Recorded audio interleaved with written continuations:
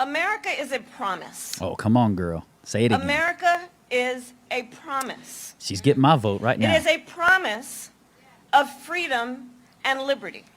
Yes, it is. Not for some, but for all. All of them, even the unborn children. Come on. That's right, them unborn babies.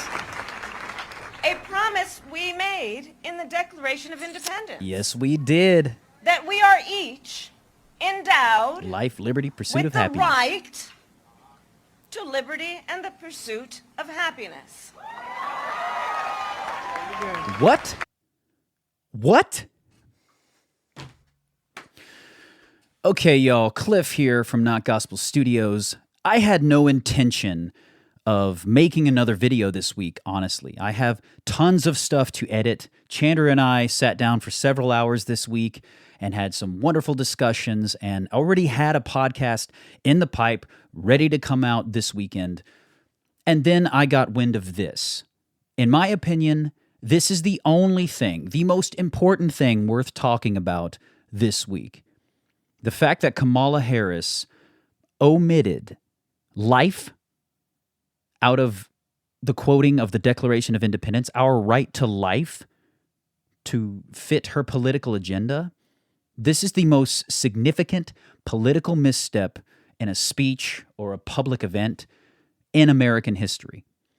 And I have not had my opinion influenced by any of the political commentators or the media personalities out there. This is just my hardwired opinion from knowing what I know and seeing what I've seen. And if you've been following the channel at all, you know that here at Not Gospel, we are a Christian podcast, and we have not been political in a long time. We've kept things more about our Christian faith, our Christian views on pop culture stuff and movie reviews and all of this stuff. And we've left the politics to the professionals. But this had to be talked about.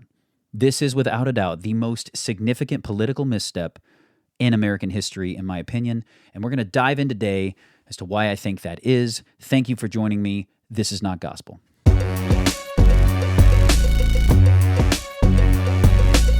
So at a Planned Parenthood event, Vice President Kamala Harris, and I hope I'm saying her name right, it's not my intention to deliberately offend, she's quoting the Declaration of Independence, and she's trying to advocate for American citizens and women in general, their right to an abortion, that abortions are an inalienable human right, that you have a right to abortion just like you have a right to any other type of health care.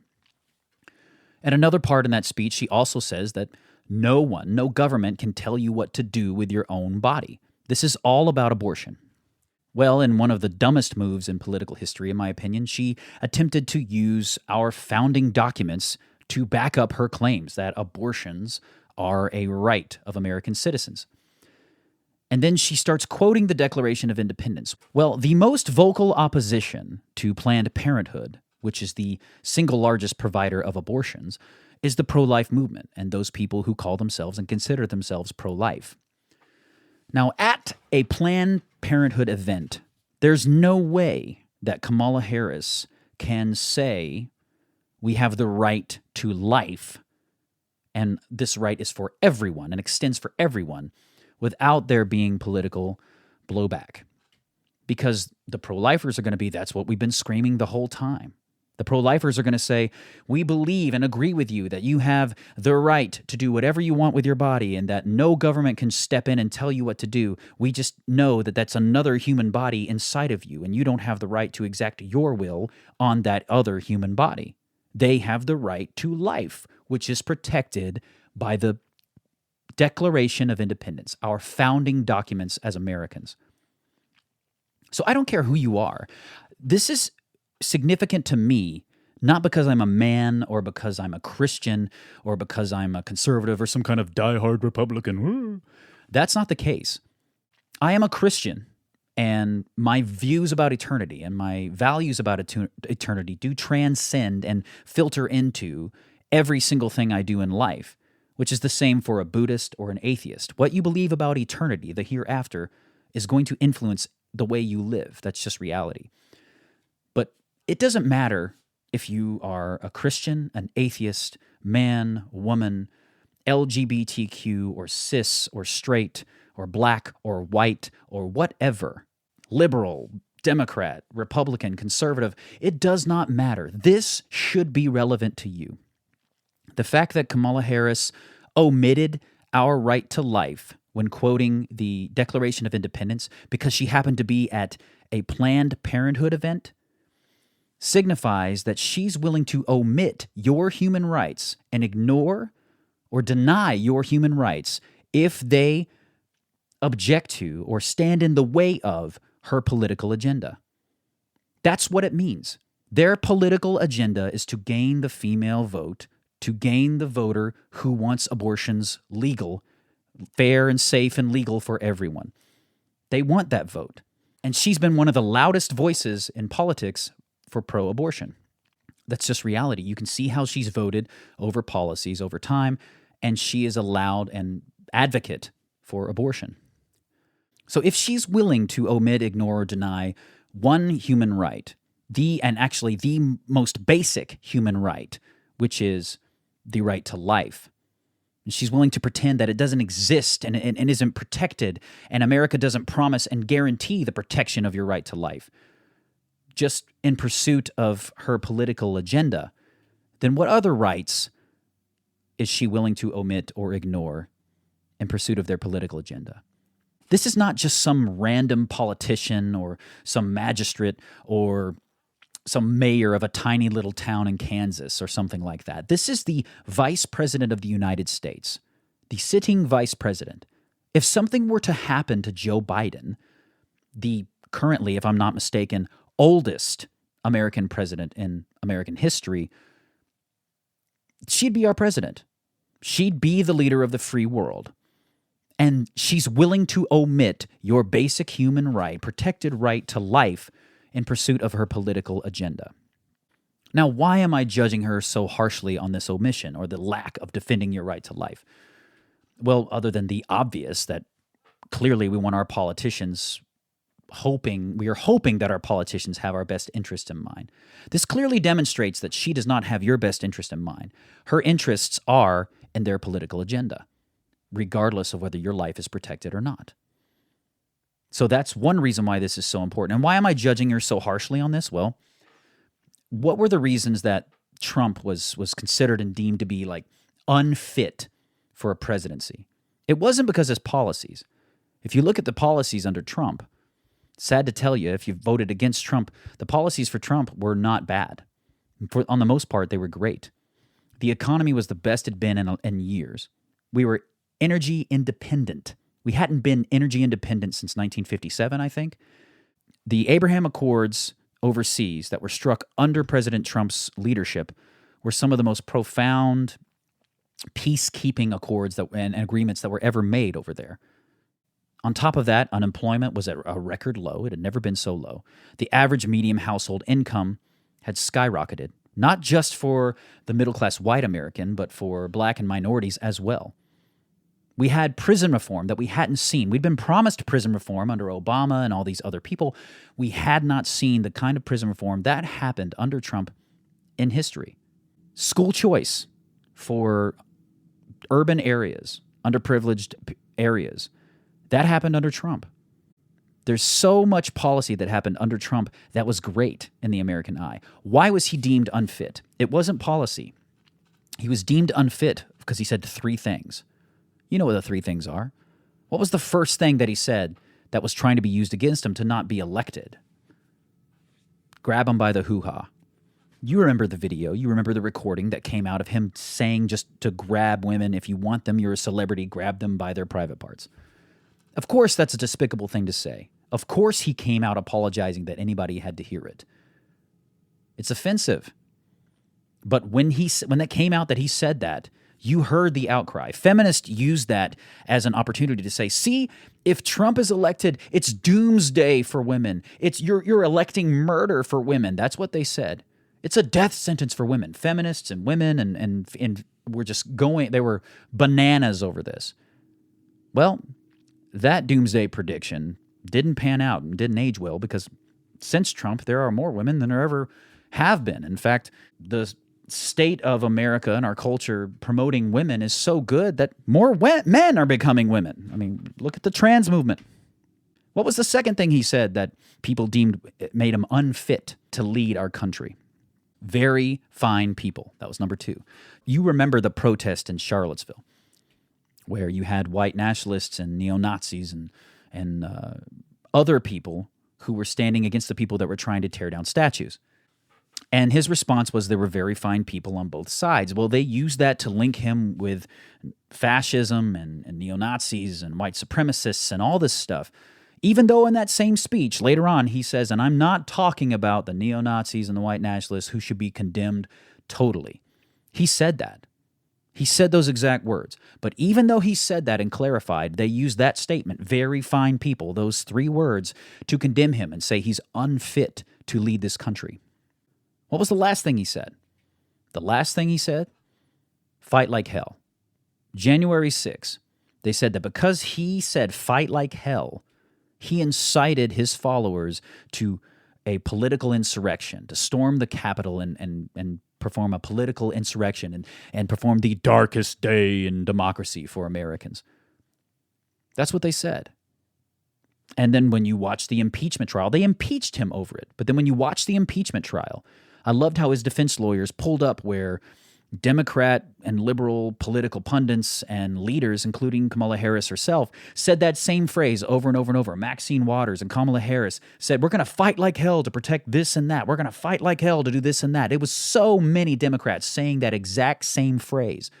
Now, either that phrase is damnable or it is not. It can't be damnable out of the mouth of Trump and not damnable out of the mouth of Kamala Harris or Maxine Waters or anyone else. Yet they impeached him over it.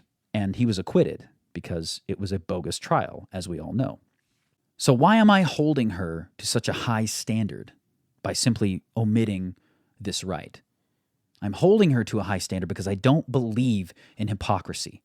If it's good for the goose, it's good for the gander. I don't believe in holding one standard for the 45th president, who happened to be a white conservative male, and holding a different standard for the sitting vice president, who happened just because, for whatever reason you want to put it, because she's a female, because she's a minority, whatever you want to put it, we're going to hold her to a different standard. We're going to have more grace for her, or she didn't mean it that way. Well, unfortunately, she did mean it that way. She meant exactly what she said. She knows what the Declaration of Independence says, what rights it protects. The Declaration of Independence does protect the right to life, liberty, and the pursuit of happiness. That's what it does. And that life, that right to life, is not just from the time you are born until you're dead, or the time until you're born until you are of no use to society, or if you're on welfare, or you're on Social Security, or you have to be put in an old folks' home. It's not from the time you are born or until you stand in the way of their political agenda and their political values. It's from the womb to the tomb, that right to life and its protection. I'm a father of 3 boys.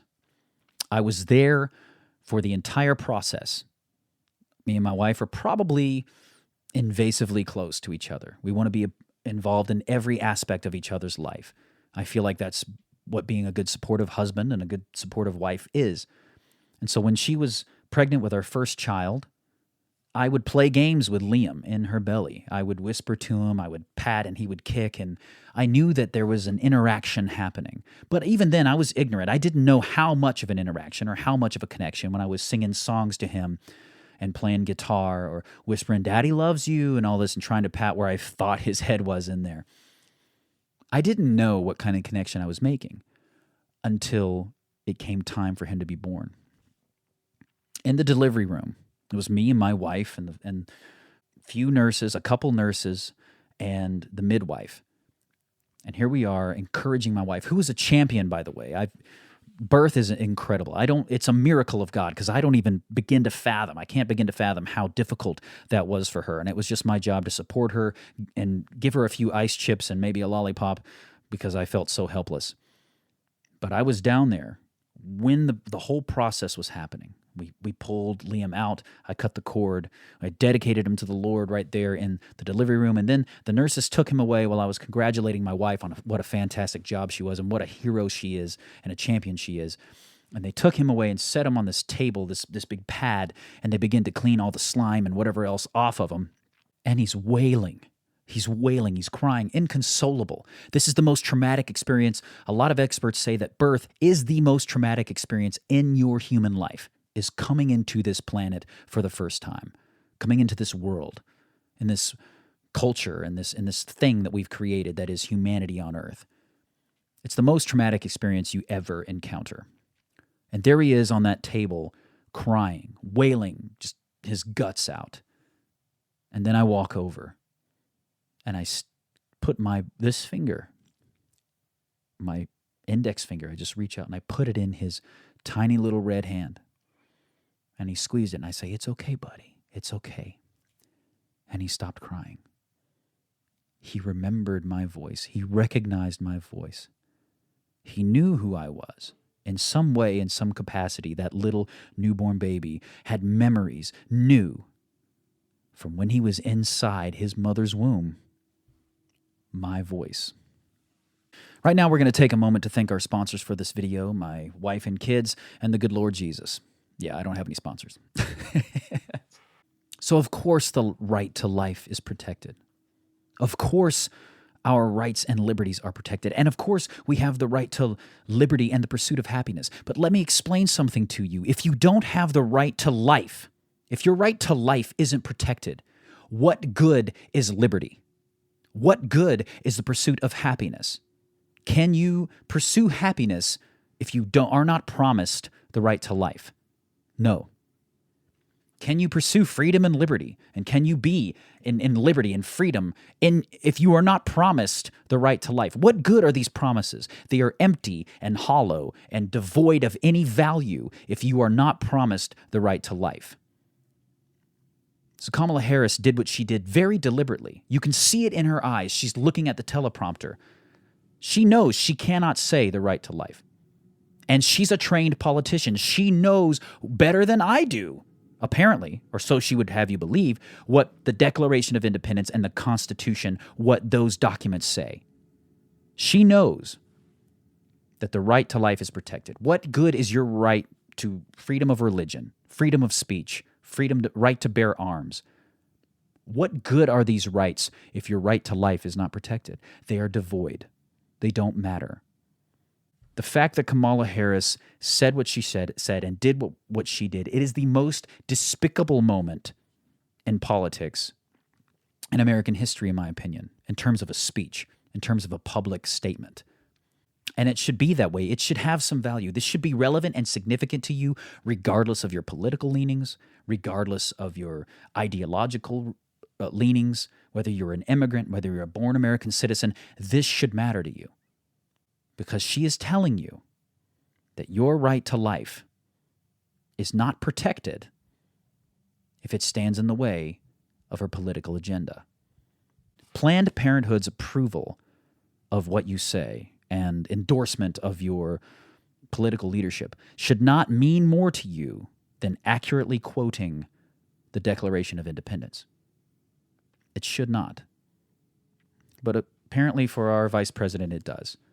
So now as we're getting in towards the end of this discussion, if you think that I'm judging her too harshly, if you think that she has, in some way, this omission is defensible, by all means, write it in the comments. Keep it family friendly and write it in the comments. I'd love to debate with somebody, not because I like to argue, but because I am fully aware that there is room for my opinion to be changed and my attitudes to be changed.